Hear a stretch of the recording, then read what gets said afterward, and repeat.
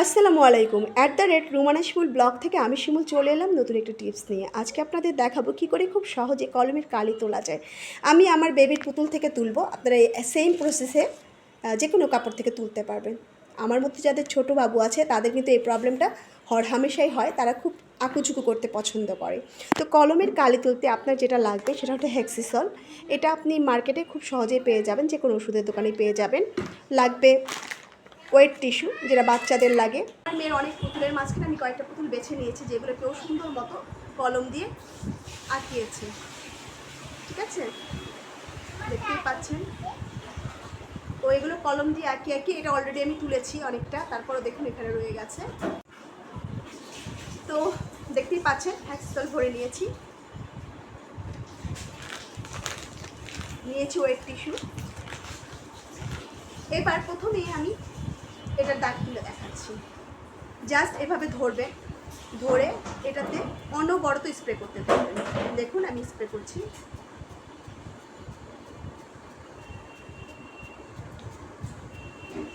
কিছুক্ষণ স্প্রে করার পর, কয়েক সেকেন্ড স্প্রে করার পর দেখুন এটা অনেকটা লাইট হয়ে গেছে। এবার আমি ব্রাশ দিয়ে শুধু এভাবে ডলে দেব।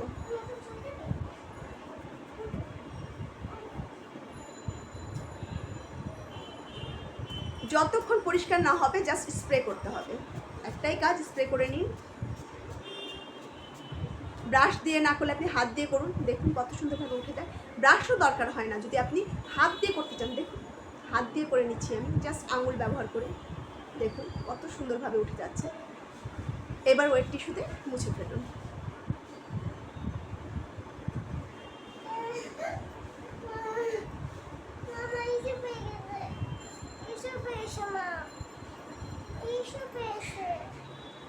দেখেন কতটা হালকা হয়ে গেছে। একটা ওয়েট টিস্যু খানিকটা ছিঁড়ে নিচ্ছি আমি, পুরোটা নষ্ট করে লাভ নাই, খানিকটা ছিঁড়ে নিলেই হয়ে যাবে। দেখুন আমি নিয়ে নিলাম একটা বাবু, আমার মেয়ের পুতুল। এবার এই যেখানে খুব কলমটা খুব আঁকিঝুঁকি করেছে সেই জায়গাটায় আমি স্প্রেটা করে দেবো।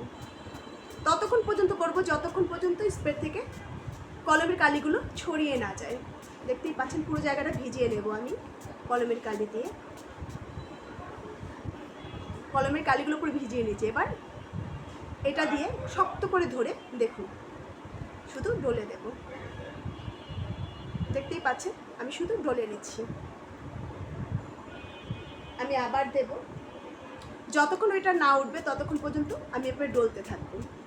এই কাজটা হাত দিয়েও করা যায়, সুন্দর করে নখ দিয়ে একটু ডলা দিলেই হয়ে যায়। এই যে নখ দিয়ে ডলে দিচ্ছি আমি, আমার হাতে কিন্তু নখও নাই, জাস্ট আঙুলের মাথাটা দিয়ে এভাবে ডলে দিচ্ছি। দেখতেই পাচ্ছেন এভাবে ডলে দেব। এরপর ওয়েট টিস্যু দিয়ে জায়গাটা মুছে নেব, সুন্দর করে মুছে নেব।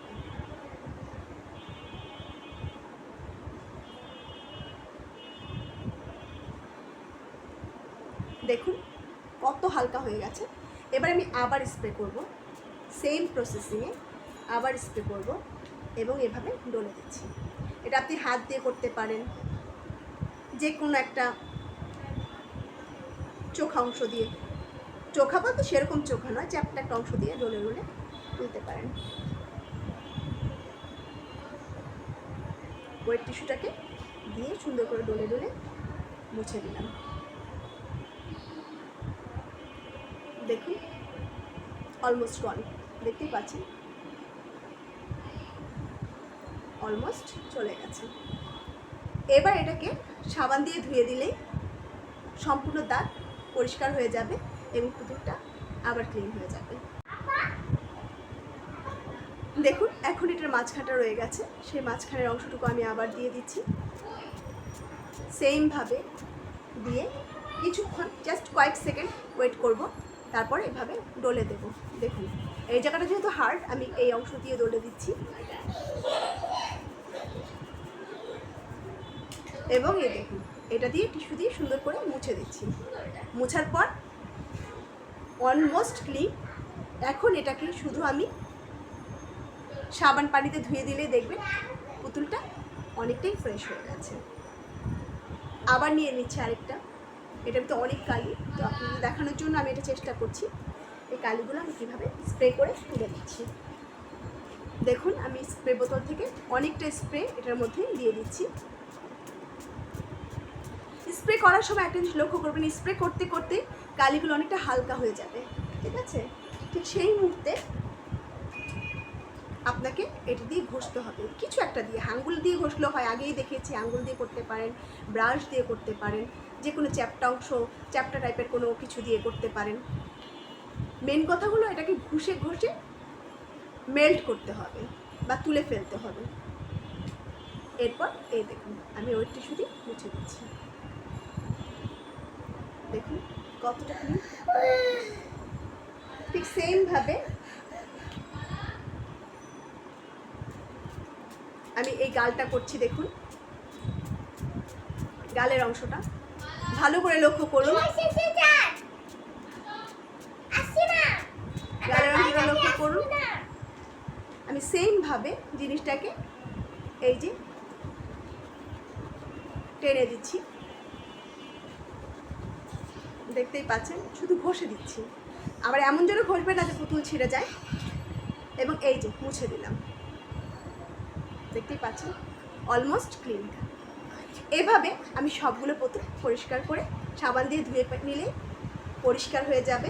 তো আজকে এই পর্যন্তই, বিদায় নিচ্ছি রুমানা শিমুল ব্লগ থেকে, @রুমানা শিমুল ব্লগ থেকে আমি শিমুল আজকের মতো বিদায় নিচ্ছি। আবার দেখা হবে নতুনভাবে নতুন কোনো বিষয়ে। তো আজকের মতো এখানে বিদায়। অবশ্যই চ্যানেলটাকে লাইক, কমেন্ট, সাবস্ক্রাইব করবেন, বেল আইকন দিয়ে পাশে থাকবেন, যদি ইচ্ছে হয় একটা শেয়ার করে দেবেন। তো আজকের মতো এখানে বিদায়, টাটা, বাই বাই।